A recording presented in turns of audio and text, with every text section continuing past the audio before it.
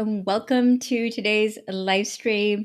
I'm Salma, and thank you so much for joining us today. Let me know where you're joining in from in the chat, and also answer the poll question about whether you've done a live stream on YouTube before or not. There's a little poll that you'll see on YouTube. Let me know if you have gone live before, if you're thinking about going live, if you're wondering whether you should go live or not. Let me know in that poll, and also drop your name and where you're joining in from in the chat so we can welcome you in.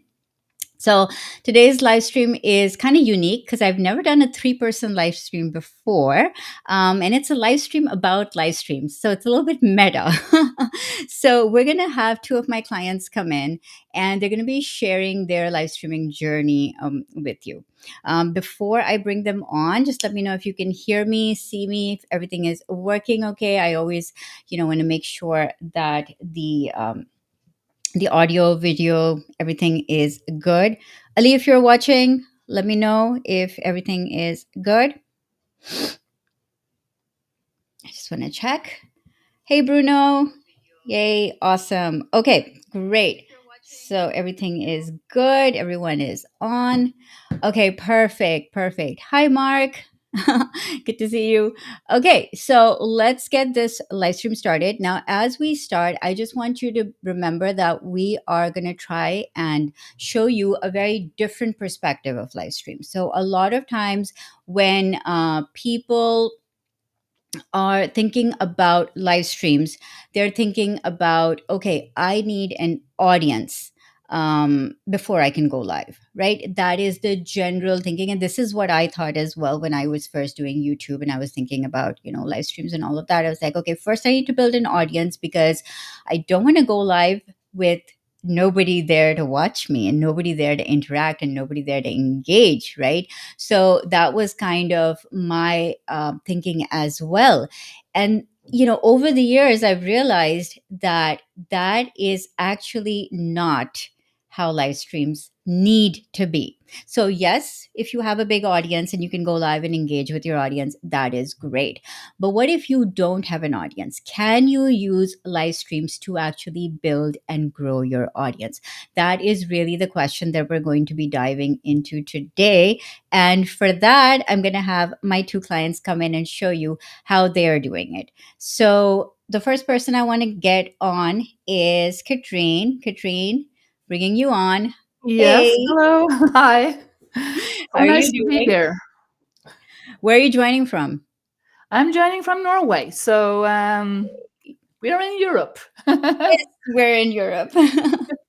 Okay, so to give everyone a little bit of quick background about your channel, just tell us, how many videos, how many subscribers, what's your channel about? My channel is about video marketing and how to do video marketing more professional than just holding up your phone. And I had clients or viewers who wanted to do everything from just the beginner stage until specific questions, and it's a large area. So that is also why I need someone to pick me on the back sometimes and just try to straighten this out like you do. Okay, perfect. And how many videos do you have right now on your channel? Oh my gosh, I don't remember, Like a but ballpark figure, I 50, think it's about 150 or something. 150. And in Yeah, terms of subscribers, how big would you describe your channel as being? I'm soon at 1,000 subscribers, so Right. 984 or something like that. Okay. But I do like watch time though, so have to work on that. Yeah. Yeah. Okay. Perfect. Perfect. Okay. So you went live with one of my trainings that we did in March, and we're going to dive into all of that. And you used your live stream to build your email list, right? Yeah. So I really want people to hear how you flip the script, how you used to, but we'll dive into all of that. Before we do, I want to bring on our second guest. Hey, Charlene. How are you? Hello. Good, thanks. Awesome. So, Charlene, same questions really. Tell us a little bit about the channel that we're going to talk about today. and tell us what it's about, what's the content of your channel, and how many subscribers and videos you have so far. Yeah. So I actually have a brand new channel. It's my second channel though, just so you know, but it's a totally different channel. It's a very specific channel for Canadians who are struggling with their crypto accounting. And because it's brand new, it has now 3 videos Hmm. and it only has 9 subscribers. So it's a really tiny channel. I'm just growing it. And I just launched it like in beginning of April. So not about 30 days old. You know, this is amazing. I love your example because it's like the perfect example to showcase that you can actually do live streams on a brand new channel with no or very few subscribers, like single digit subscriber base. Okay, so let's start off with you, Charlene. So let's talk about um, why did you think that live stream was something that you wanted to start off with on a brand new channel? Most people would be terrified. They'd be like, absolutely not. It's a brand new channel. No way in hell can I possibly go live on a brand new channel. So just walk me through your thinking there.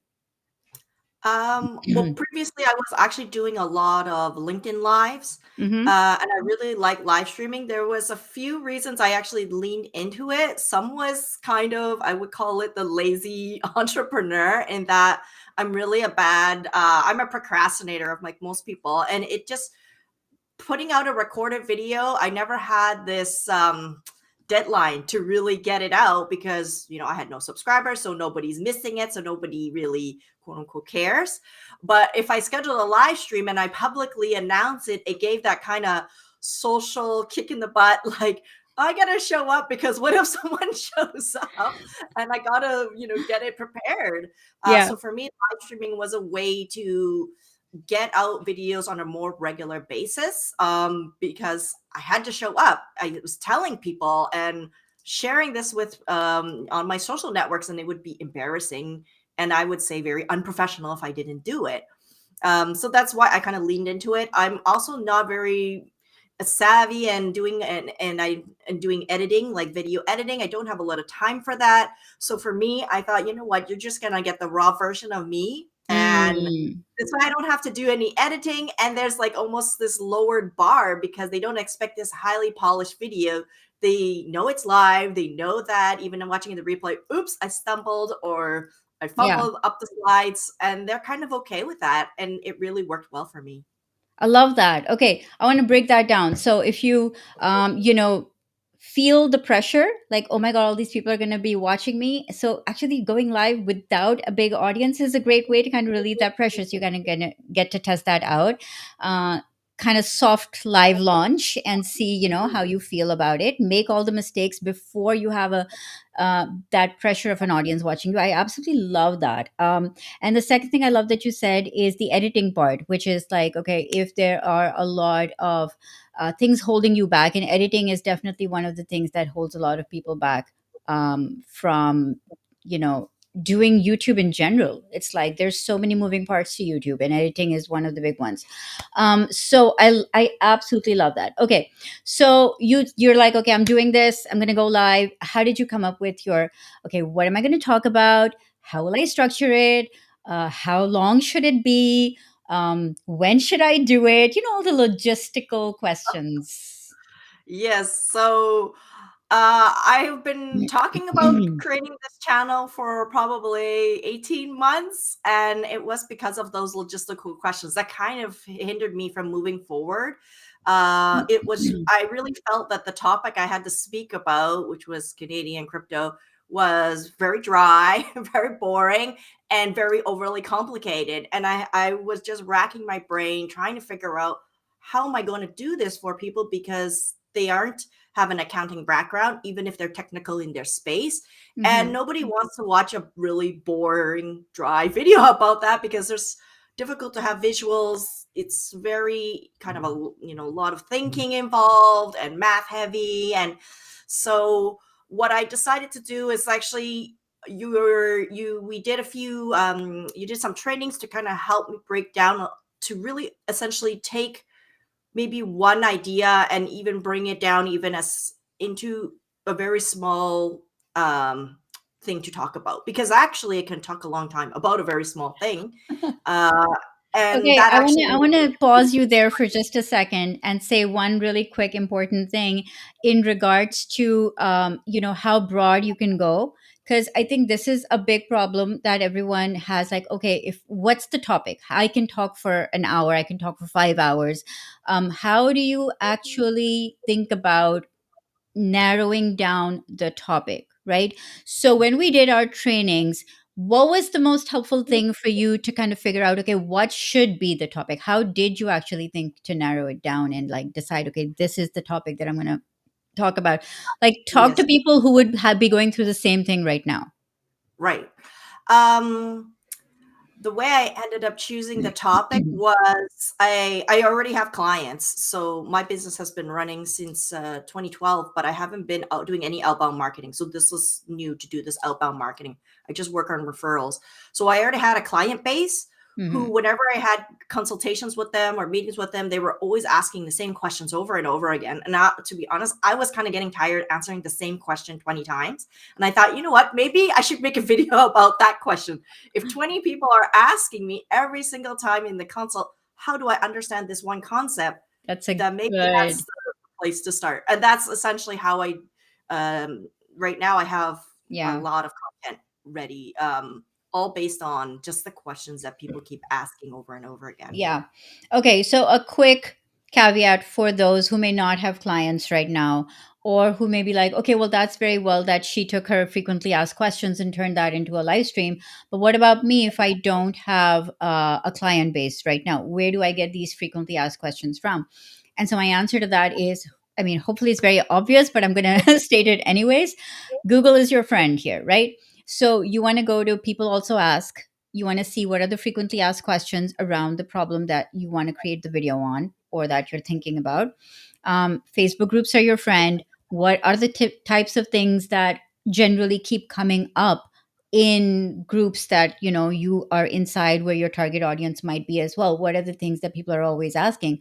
So it's really, really good to frame your live stream around a specific question, and that will help narrow it down, because when you start answering a question, you're not typically thinking about going for hours and hours. You're thinking about, okay, I'm going to answer this question. So it becomes very specific, it becomes very focused. And the other thing that it really helps to do is it really helps to decide the title and the thumbnail of your live stream the more focused your topic is. So I guess that's what I want to ask you about next. Like, how did you decide, okay, what are you going to do with the title and thumbnail?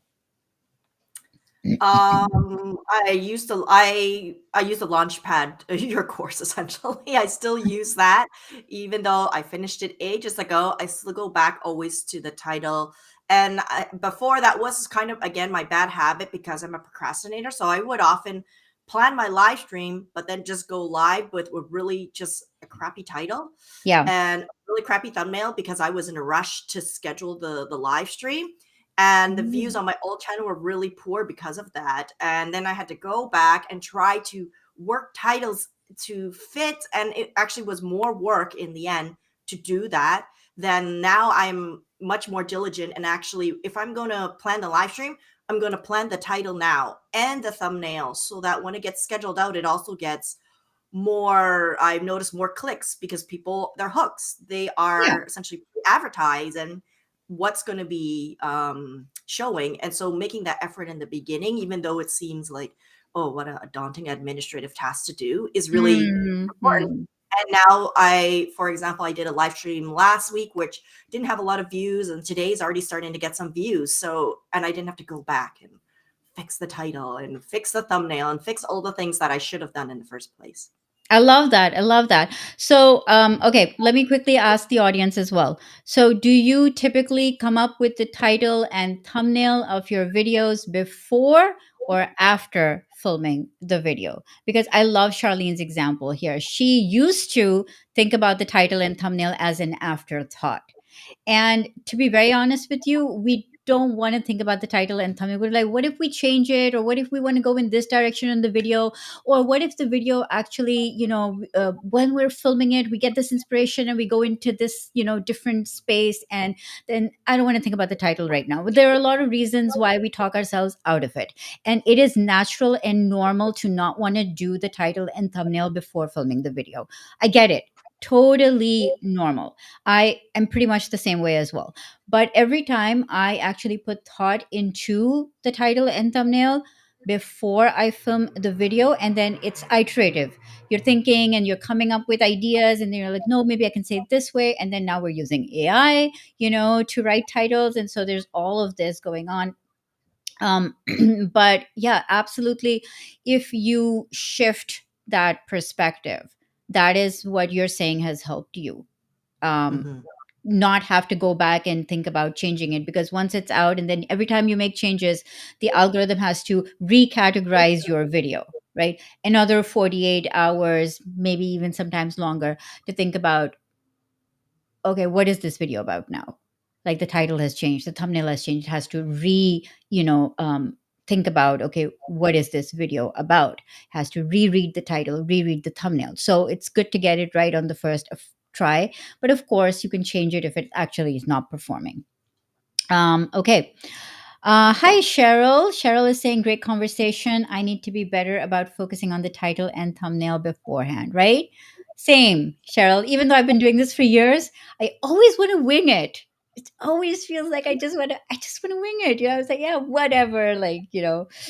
But it's good to think about this before. Hi, Anna Barrett from Norway. Lovely to see you as well. Okay. Oh, okay. Katrine is back. We did have a bit of a Katrine. I'm going to bring you on in just a sec. Um, Mark, hi, Mark. Creating the thumbnail seems to inspire me. Ah, very interesting. Okay, cool. I love all the yes members in the live stream today. It's so cool. So much support. Okay, let's bring Katrine on. Katrine, I want to get your perspective. Thanks for coming Yes. back on after your power breakdown. It wasn't the whole building here, so it was a power outage. I was a bit stressed about that, but fine. Yeah, I can see that your video quality is affected just a little bit, but we can hear you just fine. And that's Okay. important Yeah. because we want to make sure that we actually get to hear all the cool things that you're doing. So, okay, Katrine. So we want to talk about list building with live streams. So Yeah. walk me through, how did you used to do your live streams before our training? So just for context, we did a training inside Yes, which is my membership, the YouTube Entrepreneur Society, and we did a training in March, and we did another training in April. So before March, Katrine, how were you doing your live streams? Yes, I must say first that I've done live streams already for many years. So, but the way I used to do them was to have them simultaneously on many platforms like Facebook and LinkedIn and YouTube together. And I've, I must say, I've always had quite a good audience built up after some years because. So live streams have always been good for me, Hmm. but they didn't actually build the email list. So maybe they did, but uh, I was But you weren't ever sure. no, I wasn't even. I wasn't sure, and I was too kind. I have been too kind, I think, because it was everything was open and people could just choose where they wanted to see the streams without registering. So I made a change to that, and I think it got very good results. Okay. Okay. Yeah. So let's talk about those results, and then we'll dive into the strategy. Yeah.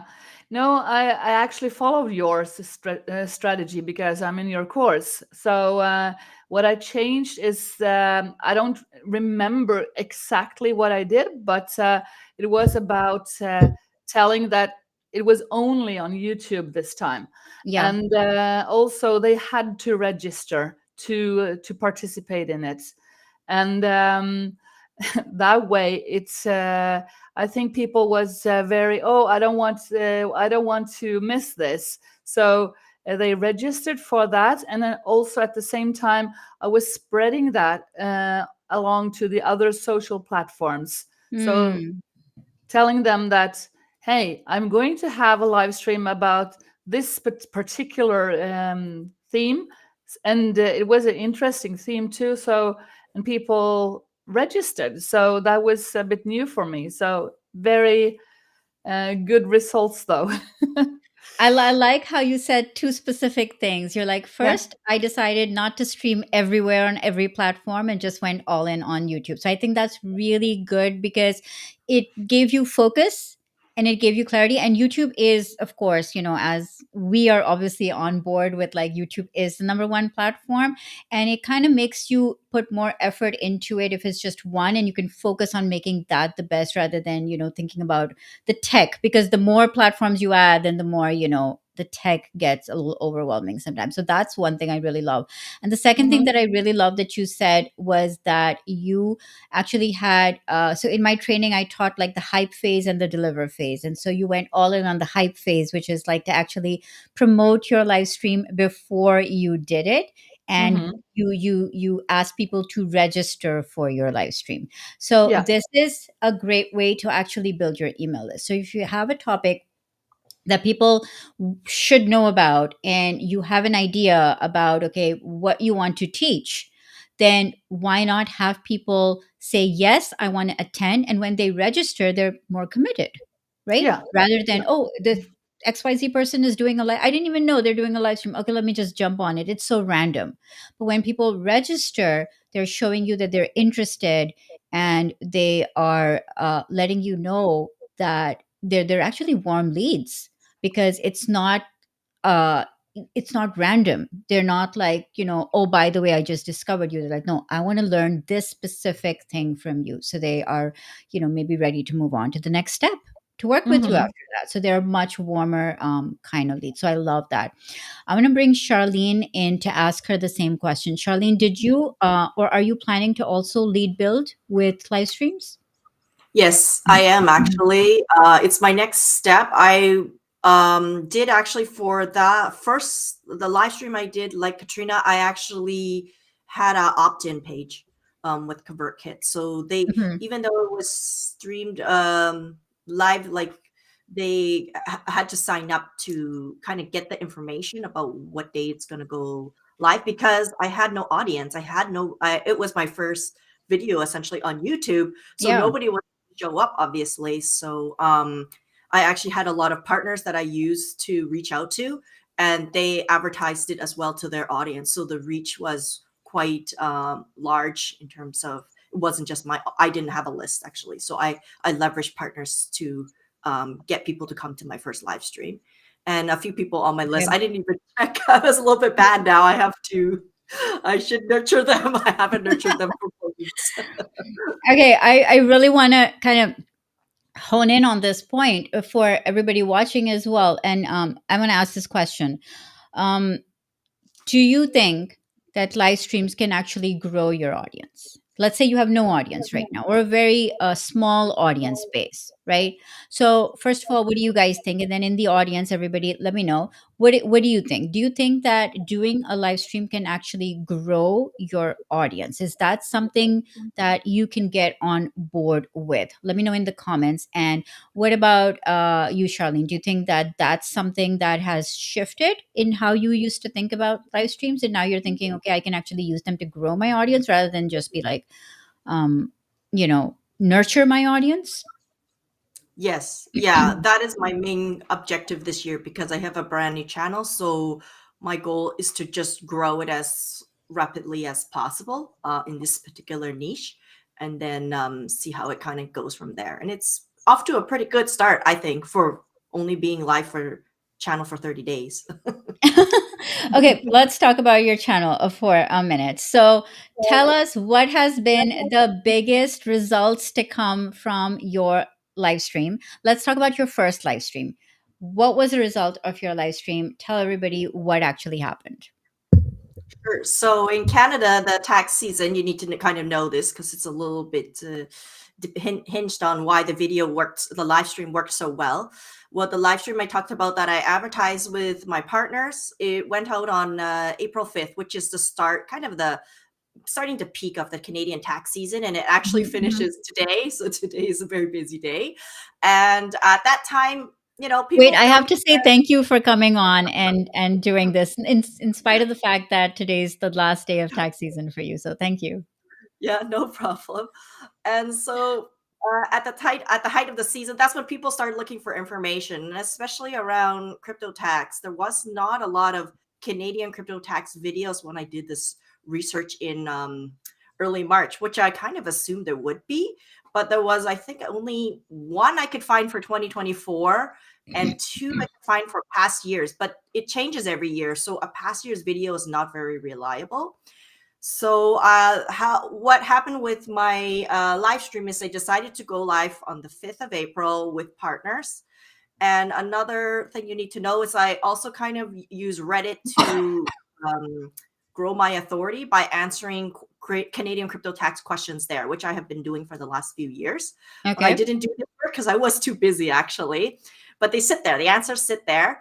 And about middle of April, I got a phone call message and a LinkedIn message from this guy asking me to help him with his crypto tax. And I kind of was wondering, where did this guy come from? I get an introduction referral email almost always. So I was a little bit dubious, like, who's this guy?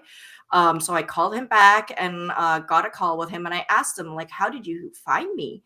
And he said, oh, well, I was reading some Canadian crypto tax Reddit questions and I saw your answer and it sounded really good. And I sign off with just Charlene and my LinkedIn URL. There's no call to action. So he said, I'm going to check out this person. So then he said, I went to your LinkedIn and I saw on your LinkedIn that you had recently live streamed a crypto tax video for 2024 on YouTube. So then I went to watch your YouTube, which was the replay by that time of the live stream. And I watched it and I said, you know what, this is the person who is going to handle knows exactly what I need. So then he messaged me on LinkedIn right away, tried to find my phone number, which I have here, called me, left me voice message. I wanted a call right away. And I said, okay, so we can work together. And it ended up being that he's going to be approximately $1,000 or more kind of client value. Like that was already the estimated price quote. That's amazing. So I was very happy for one video on YouTube and no intro video yet. Still working on that. That is massive ROI for one live stream that you had not to do anything with editing, or you barely even like scripted or planned it. You just kind of went live sharing your expertise and things you already knew. And that's amazing. So I wanna say that's absolutely amazing and congratulations. And I also want to unpack a couple of things you said in this. Number one that I really liked, you went live with a timely topic. So tax season, there's a deadline. You're like, I got to get this out, so important. A lot of us don't think about that, right? I got to do this for my own channel. I got to take out more content in December because January is when everyone's like, I want to start a YouTube channel. So think about what's timely for your audience and for your niche. Like, what is timely? When are people going to be like searching for that information and be like actively looking for that information? So that's amazing. The second thing that I absolutely love that you did was that you put out, feelers and answers and things. Like you had all these outposts like Reddit and LinkedIn. So you're attracting people from all these different social media places. You're not like, okay, I'm just like gonna do this one thing, and this one thing doesn't work, then I'm gonna blame it for not working. So I kind of really like that attitude that you're like, okay, I can answer a question on Reddit. I can, share my live stream on LinkedIn. So putting out all these outposts.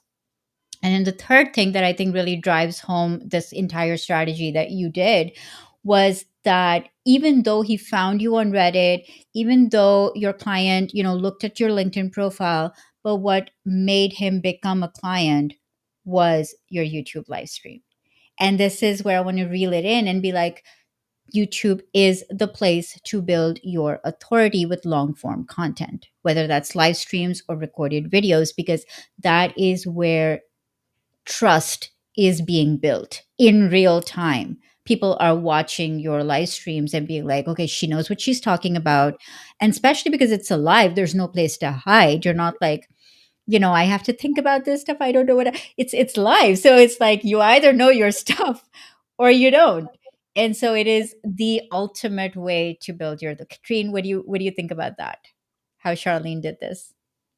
Yes, I think it is because when you're on video, and especially on a platform like YouTube, which not everyone is, I think that it kind of gives you an authority stamp. In so because especially since not so many people do that, I think that is a very good way to do it. So I absolutely agree on that. And also I agree on you can spread your messages around on other social media. I think that's fine also, just because not everyone knows that you are on YouTube. So Yeah, you need to broadcast yourself in a way. And that was also basically my first thought about having live streams on several platforms. But in a way, I think also my audience got too used to that, and they didn't appreciate that much the live streams when I did it that way before. very interesting. That is such a cool insight. So you're actually saying that they appreciate and value you more just because you are now going live only on YouTube and not, everywhere? Well, I think it's more of a commitment to register for a live Mm. stream. It's kind of like a mini webinar, I think, but Yeah, it's still not absolutely. a webinar. It's and also what I think that uh, what I can see from the YouTube analytics though is that if I do have a long live stream like 1 hour, Mm. um, that is perhaps not that interesting yet to those who are coming in, who are not joining live, but who are on, what do you call it, when they watch later. So I think The that what you replay said. viewers. Yeah. Sorry. Yeah, no, the replay value. Like you're now thinking Yeah. about the replay value of your live stream, and you're like, is somebody going to sit through 1 hour of conversational style, or can I do more webinar style, which is to deliver a training or to deliver some value that has more of a replay value rather than just the live value? Yes, and I just think also, like you said on the last call when where I joined, was that perhaps to just keep the live streams shorter, actually. And Yeah, yeah, so that's going to be my strategy for the time coming. I think I'm going to test. Everything is a test. everything's So a test. Yes. Okay, let's put this question out to the audience. How long would you watch a live stream that you're watching on replay? Like, would you watch a 1 hour live stream, or would you prefer to rewatch, let's say, a 20-minute live stream? Let me know in the comments below. And I want to get your perspective on this too, Charlene. What do you think is the optimal time for your live streams? Do you think it's longer, shorter? What have you experimented?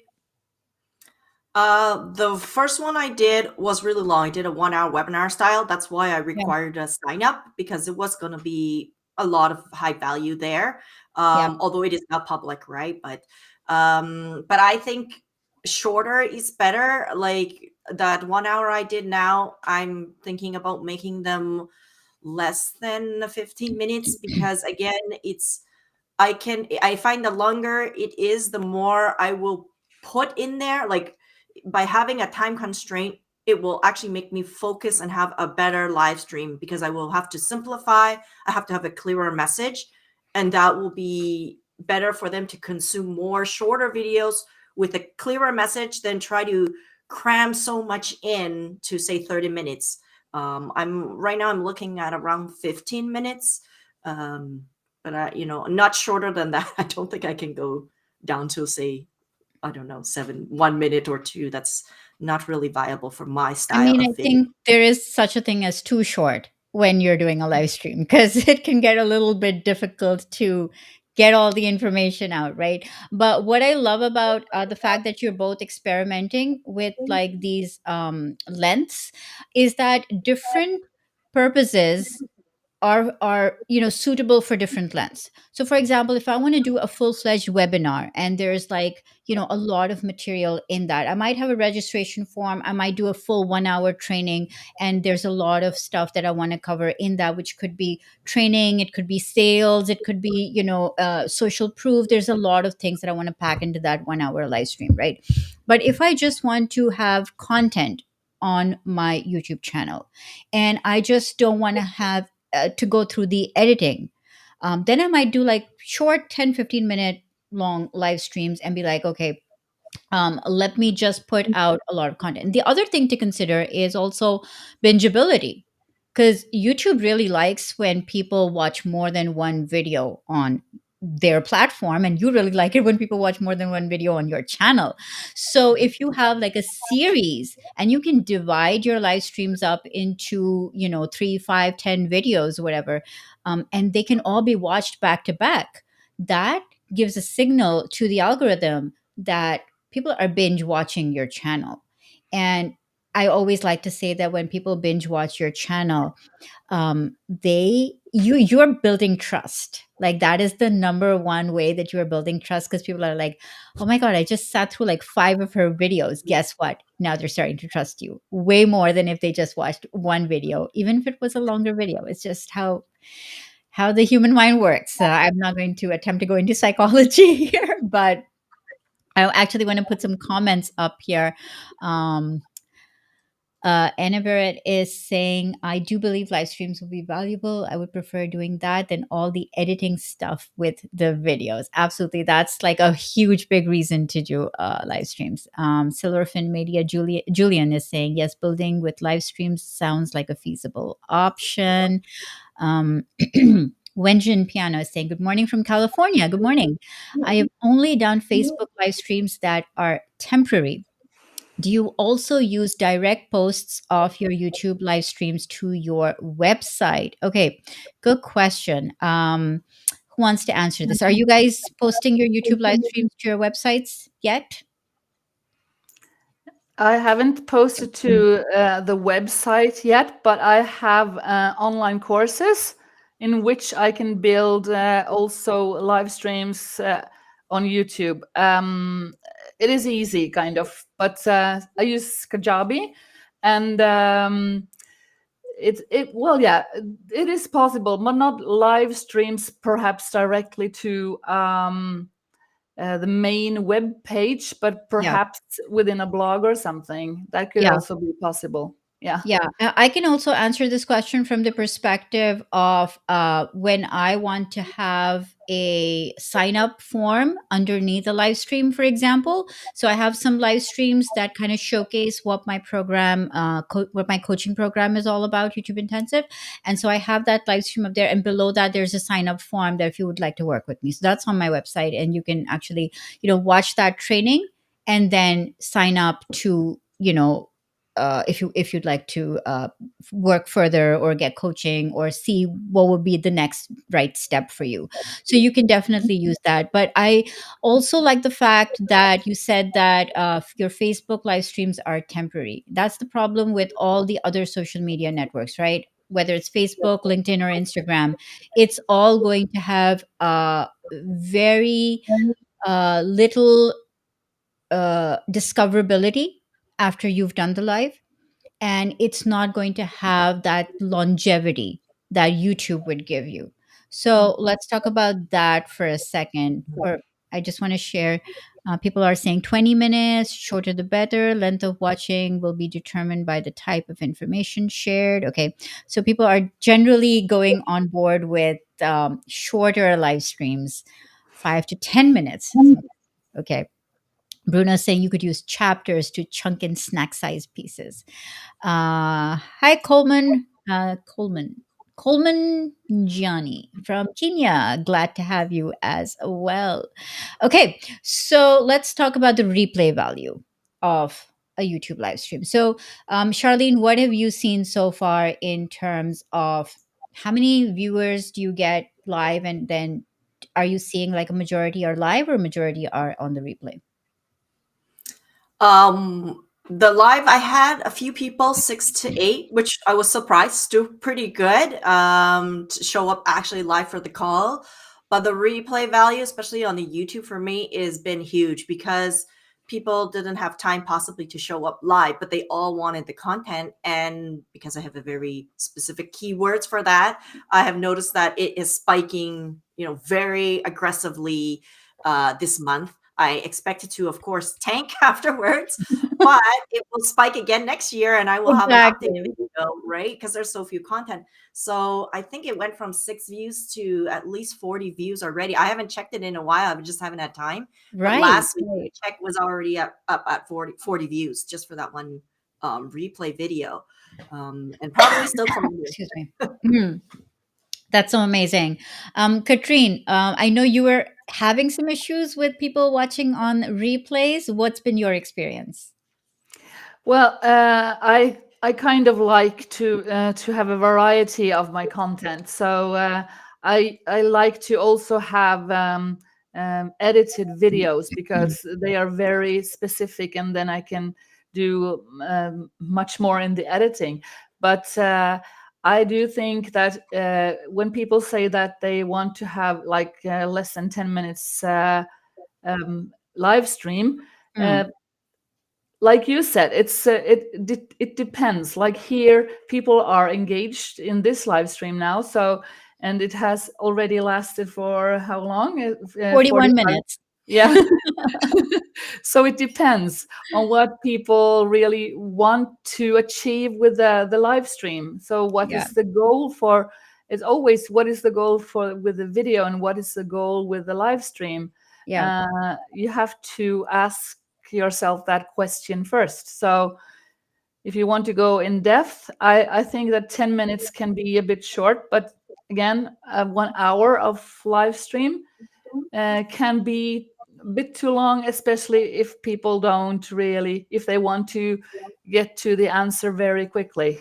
yeah, yeah. Okay. Mark is saying the interview format encourages longer views, which is kind of what we're doing here. We're having a conversational live stream, and so therefore we can make it go longer, because if you were just to do it for 5 minutes, this would be a very abrupt and weird awkward conversation. I also want to add one more point to this, and that one other way that I've been repurposing my live streams, because this is a huge thing that you can do, is I'm actually creating mini courses from my live streams. So, for example, the live streams that I do sometimes, I actually, I don't know, I shouldn't admit this online, but I'm a huge procrastinator, guys. Like, I am the queen of procrastination. If you tell me I have to make a course and then I have to like create that course, I'm going to procrastinate to Neverland, right? I'm going to be like, it has to be perfect. It has to have this, that, and the other thing in it. And I will just keep on going, trying to, you know, think myself through that. And that is a journey to forever procrastination and perfectionism, right? So, what I try to do instead is I try to push myself to deliver a live workshop. And that live workshop, then there's a deadline. I've announced it, put myself out there. Now I have to do it. So now, and it's not perfect, but it's done, right? So I do the live workshop, and then that live workshop then becomes a mini course. So I've just found that going live, whether it's in a Zoom call or going live on a YouTube channel or any other place, and then repurposing that live stream. Okay, here's the training. It's still valuable. You can always trim the edges if you were doing intros and outros and whatever, and then you can edit that into chunks. So what I've done is, in fact, with my 5-day live stream that I did and the live stream challenge that we did, is that I took each video and now it actually sits on my website as a mini course that anybody can take. And I'm going to share what that looks like in just a bit. I know you guys have like questions. Um, Coleman is asking which software is good for going live. So I know that we use, both of you are using StreamYard. I'm using Restream, and I have a link to a discount for Restream under this video. It's in the description. So Restream is the one that I use. But what have your experiences with StreamYard been? Good. I've used several, and I've used StreamYard, but now I'm using Ecamm Live for Mac because I bought an forever license. So that Perfect. is a Perfect. good thing. Wherever Yeah, licenses. Okay, perfect. yeah. So there's a lot of different softwares out there, right? And it really comes down to your preference. But I think they have very similar functionality. Does Ecamm Live also? I think I did use that once upon a time. I think I've used Mhm. all three, so I found them to be fairly similar.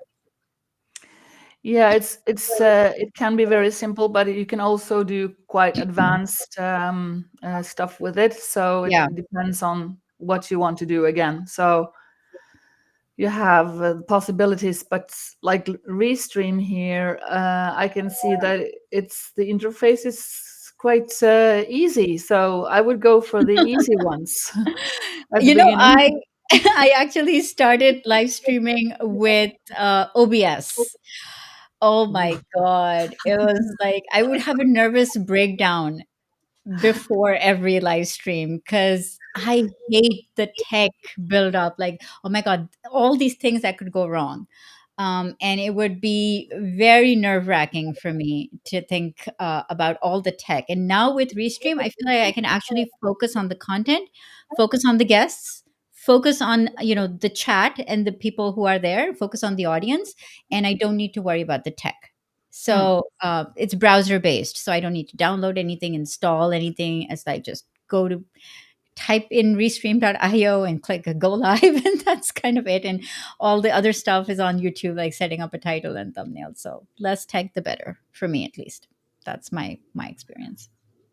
Okay, let's show you guys some of the stuff that I was talking about. So let me actually share my screen and take you guys off for just a sec so we have some space here.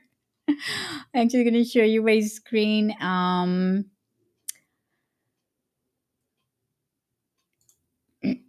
So this is what I was talking about when I said that you can actually take this is the live stream that I did. So this is a live stream inside my Yes membership, right? So Yes is the membership for YouTube Entrepreneur Society.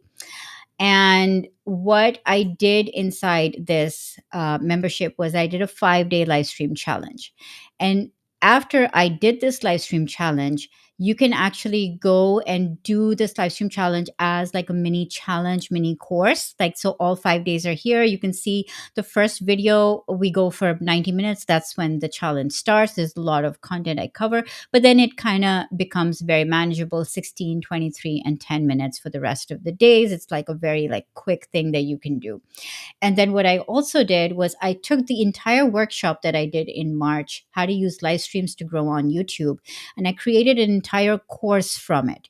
And you can see that it's all divided up into very digestible sections and chunks, like a minute, 2 minutes, 4 minutes, so it's like super, super digestible. And because it was a live stream, there were questions at the end. So what I did was I put them all in this format, like an FAQ section.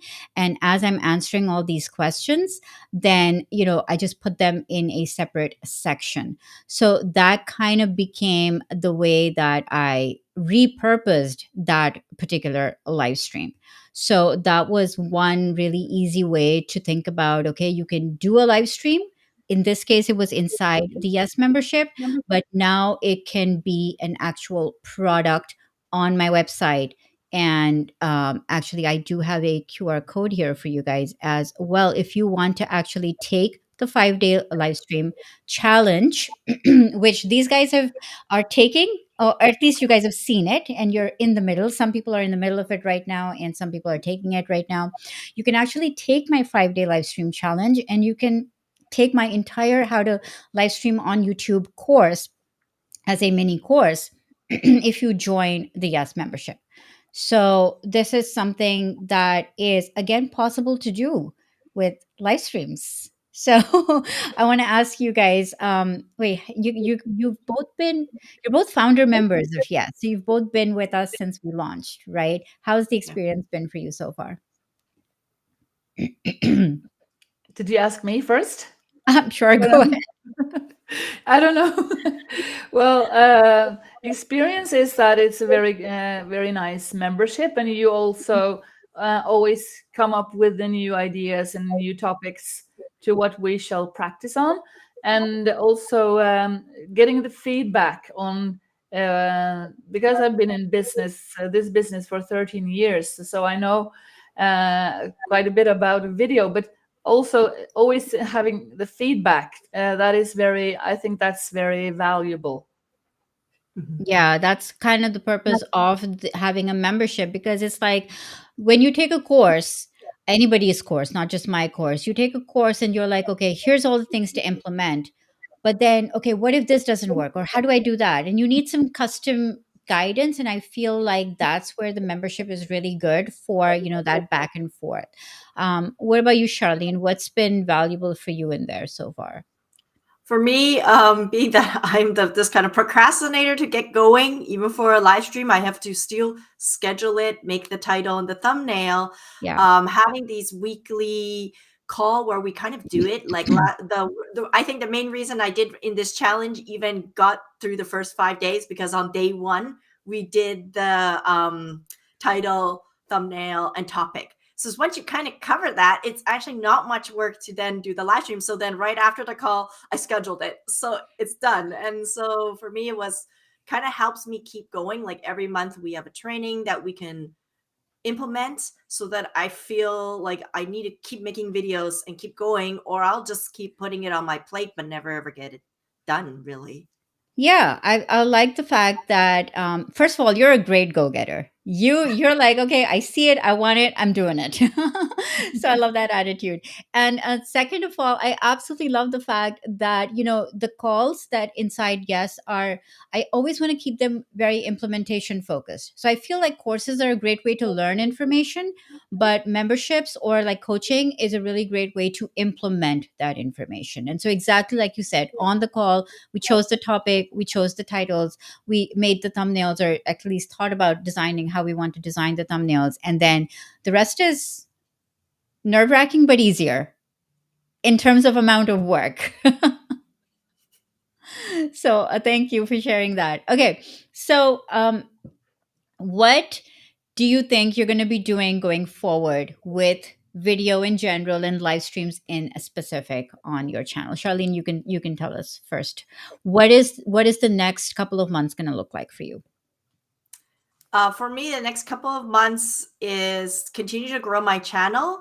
One of the things I had to really think about was that people are only going to search, especially around Canadian crypto tax, till Yeah. essentially today. After this, from May till December, what am I going to talk about till the next tax season?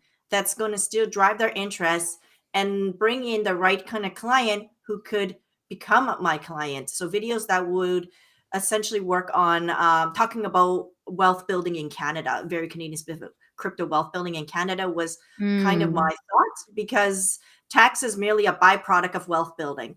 And so that's what I'm going to be focusing on, making videos around that and keep growing my channel and subscribers and viewers. In a way, you're thinking about your buyer's journey. You're like, okay, if they want to build wealth, then this is kind of step one, and then all the other steps you're going to be building out. So I like how you're thinking about that from a very strategic perspective. Katrine, I know that you said that you wanted to do more live streams. Are you focusing on building your email list? Are you focusing on building your YouTube channel? Like, where's the focus going to be going forward?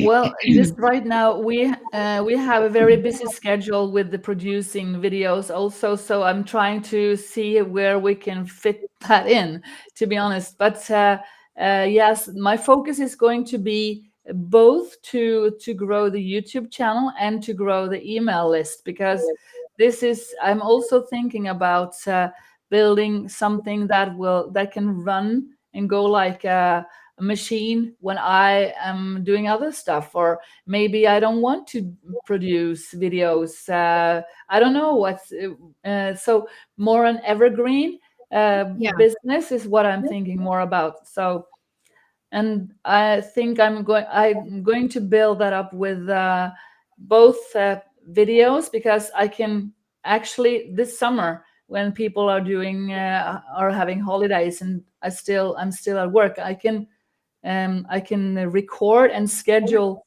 videos for later on. So that's what I like about video. Right. But so because when you're Mix. going live, you have to be there Yeah. at that time. Yeah. So No, yeah. I like that. So a bit of a mix, which is kind of where my channel is also, like definitely a bit of a mix. More live streams than I've been doing in the past.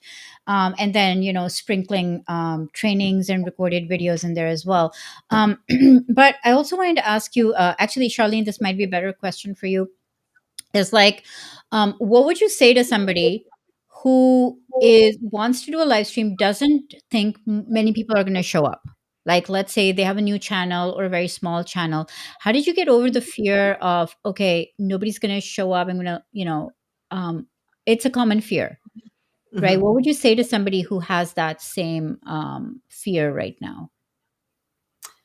To understand that the live stream is when you're live, even if nobody shows up live, I would still, act as if there's live people there, because in the end, it's going to have a long tail of views. Yeah. So you're going to have people watching that video. And Hmm. I actually, when there's less people live, I feel more relaxed because it's just like me. It's just like recording, right? Charlene Me just and the flipped the camera. script on all of us. Yes, Okay. when there's a lot of people live and I see the live count, I can see on my live StreamYard like how many eyeballs are watching. It makes me a bit more nervous, even though, and even though I cannot see them, I know they're watching. Okay, that's a good perspective, I guess. Okay, and what would you say to somebody who is, planning out their first live stream? What's the biggest thing that they should either think in terms of strategy or think in terms of, future value? Like, what would you advise them to do if somebody comes to you and says, "Should I go live on my channel?" I would say definitely go do a live, maybe even if it's too much to do it, weekly, just do once a month. And they don't have to be very long. I think you can deliver good value by answering questions. I mean, people want to have answers to questions, and just take one question and answer it really well with some simple slides and maybe a good story about how you solved it. I You will have views for that video. Mm, mm, Even if there's nobody there in the beginning, you will start to build, people will start to come because they will see, oh, she's always giving really good stuff during these lives. And I really like Katrina's idea about staying to the YouTube platform. I did multi-stream, but now I am thinking to do the same, to actually make it a bit more exclusive, because I feel that it's too easy to just consume content on many platforms but not really be the right customer. And I'm really looking for those right customers. And mm, I mm. notice when they watch those videos, they do feel like, yes, I'm connecting to them and they are the right person for me and I'm the right person for them. I never even thought about this, like one platform versus multi platforms, until you guys like said it. But it's so true. Like, it's instead of like being everywhere all the time, you're like, no, this is exclusive. You need to register, you need to come here. This is the only place where you'll find this information. So in a way, people want it more, and they will take the time and respect it a little bit more as well. And you can use all those outlier posts to drive people to one central location to come and get that great content. And it also makes your life easier, because then you have less tech overwhelm to deal with, and less like places to update things everywhere. Oh, I need to, update the link here and update the.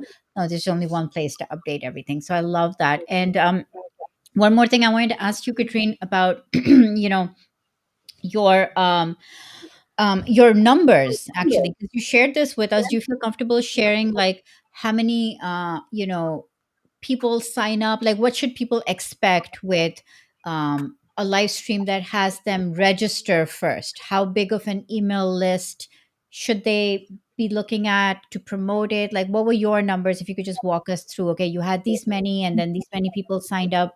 I remember that you said something like 52 people signed up after the. Is that the correct That's number? right. That's right. 52 signed up, and that was actually that was a very good experience for me. And I don't have a very large email list now. I have 1,500, something like that, I think. Yeah. And so it is always kind of dripping in some new subscribers, mainly because they watch YouTube videos, but Right. also from Instagram and other places. But I am tracking those links, so Right. I know where they're coming from. So, but 52 on one stream, that is, I thought that was quite good, actually. That is quite good. I Yeah, mean, that's like you just did one live stream and gained 52 new subscribers for your email list. yeah, That's like if you just do this like twice a month, you're building your email list by 100 subscribers every month, which is very little work for a lot of warm leads, because these are, I definitely consider them warm leads, because they're like, uh, uh, registering for a live stream is not like registering for a PDF. mm, Do you know the like see the value? Like, people are like, oh yeah, I'll just get this download and whatever, it'll sit in my files folder, never be looked at again, whatever. Like, it's very low impact versus sorry, excuse me, I have to keep fixing my throat here. But a live stream is definitely more engaging. People are saying, okay, I want to go deeper with you. So the value of that lead, I feel, is higher because it's warmer. It's somebody who wants to, build rapport with you, which is really the purpose of a live stream. It's like you're showing who you really are, because it's authentic. So yeah. that's really good, really, really cool. Okay, so I wanna end this with any final thoughts you guys have about what would you say to people considering after, let's say there are a bunch of people watching after this live stream is done, and they're watching the replay, and they're like, I still have some questions and I don't know if I should or not. What's a one sentence thing you would tell them to do? Um, I think that just continue to. I would actually say that building something that is evergreen Mm, is quite important.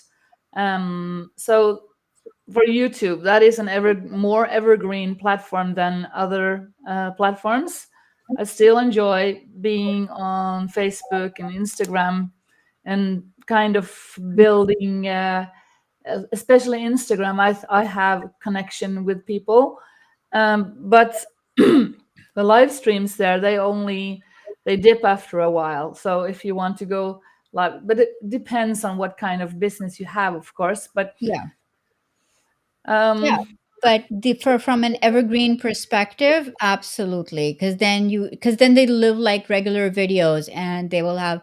I think it's all about the optimization as well. If you think about packaging your live stream with the correct titles and thumbnails, just like you would do a normal video, that's when the optimization kicks in, and then they're treated like, they're more discoverable. What about you, Charlene? Any final thoughts on somebody who's considering? Actually, we have a question here. Why don't we go and answer?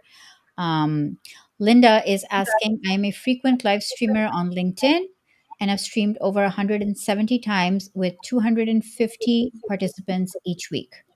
What's your advice to increase the conversion rate, getting more subscribers, or download PDF? And you're the perfect person to answer this, because you've been live streaming on LinkedIn as well. Yes, I did.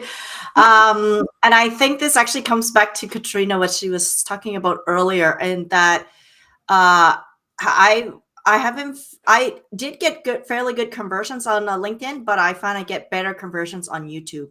It's because of the long tail nature, like this evergreen that replay is going to be shown more, and people can binge your content and can even see your authority there much more strongly. And I think that if they are going to go to YouTube and get your opt-in there, they are more likely to be your customer. On LinkedIn, I found that sometimes it's about playing this algorithmic game, and that they are not really your customer, and that is inflating the numbers, but it's not true. It's not a true number for you, because you really are looking out of those 250.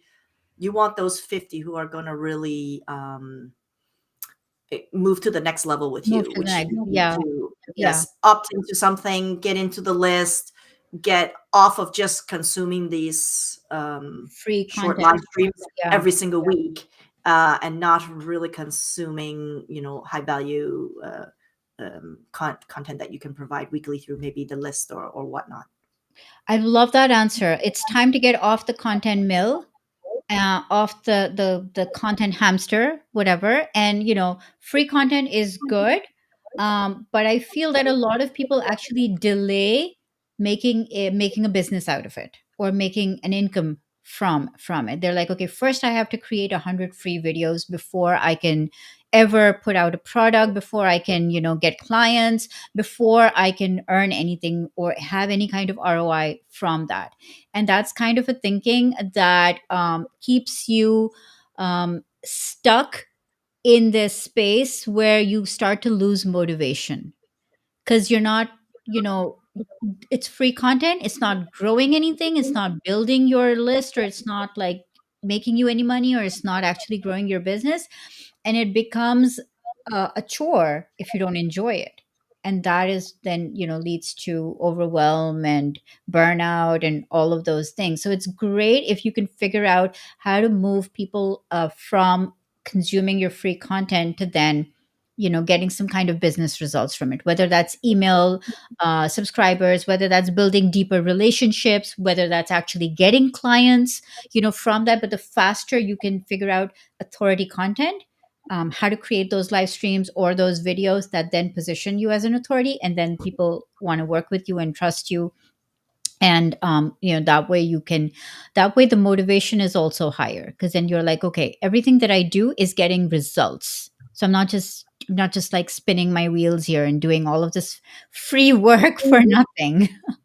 I feel like that's a really, really good point. So I hope we answered that for you, Linda. First of all, maybe switch from LinkedIn to YouTube. And to increase the conversion rates, I would definitely say have some kind of a lead magnet. That this is something I teach inside Yes all the time. Is like, have a lead magnet that is the obvious next step. So whatever you're teaching inside the live stream, the lead magnet should be something that they can implement, which they would want to do after watching your free video. Like, that should always be the thinking.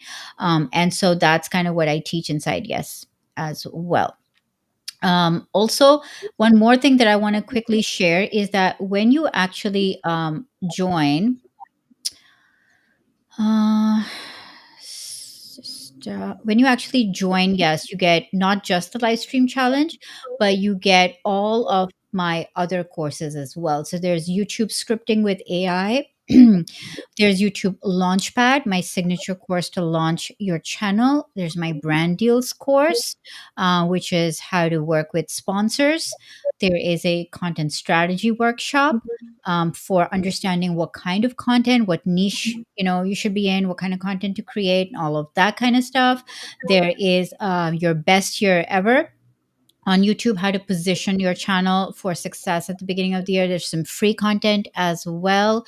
There is using AI to craft YouTube titles that are click worthy. How to create authority videos, these 10 specific videos to create. And then, of course, there's the go live on YouTube. And you get all of that when you actually join the YouTube Entrepreneurs Society. So that's kind of why I'm like, going all in on this membership because you get so much more than you would if you just bought like a single course. You get everything that I have. Plus, you get coaching. Plus, you get feedback. Plus, we do member hot seats every month. And I think this is a good time to mention that for May, I'm actually doing an entire series on credibility triggers. So you guys are in. You're gonna love it. I'm planning it out right now, but I want to make sure that we are creating content that positions us as an authority, and credibility triggers are going to help you do that. So it's like, how do you have these triggers inside your videos or even on your channel as a whole that build your credibility? And there's some very specific triggers that if you include them in every video, they build trust. So that's the training that's coming up in May. I'm really excited about it.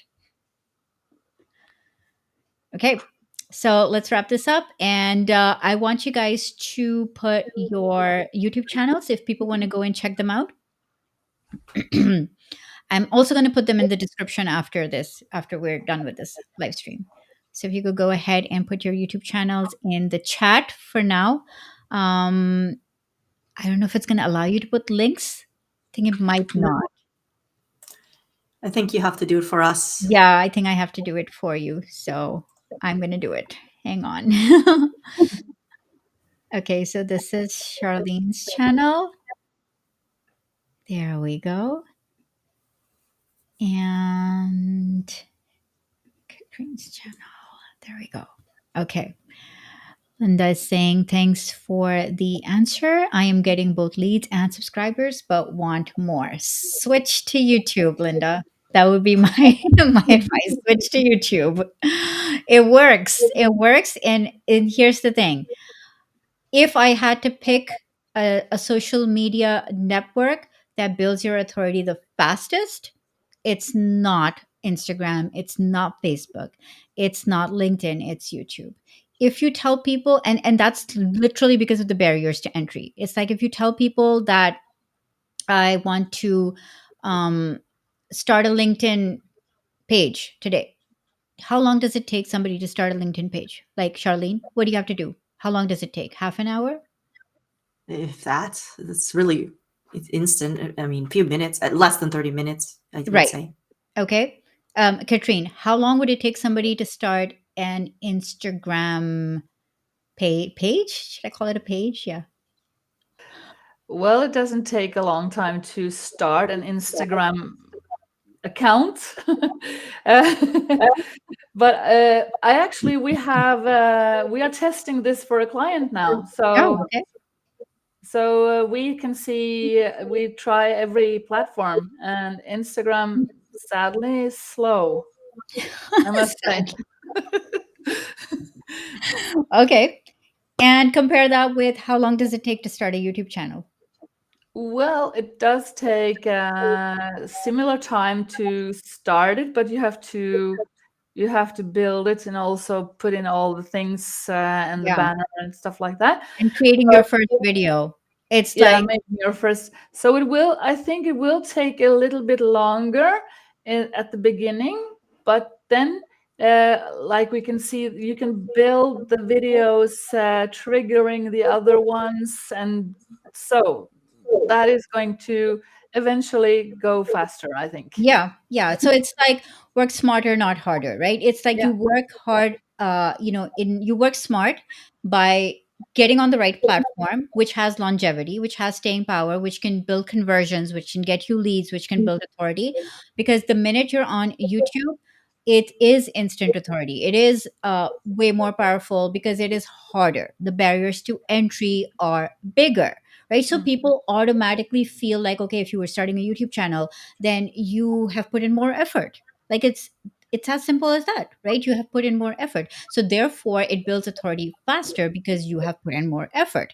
And on the flip side, it's like once you have put in that effort, it actually works for you longer, so it gets easier in the long term, which is what Katrina is saying. It becomes easier because every video builds from the last video, so you're stacking, rather than starting from scratch every time with chronological social media networks like Facebook and Instagram and Twitter and LinkedIn, which is you're only as good as your last post because that's all people can see.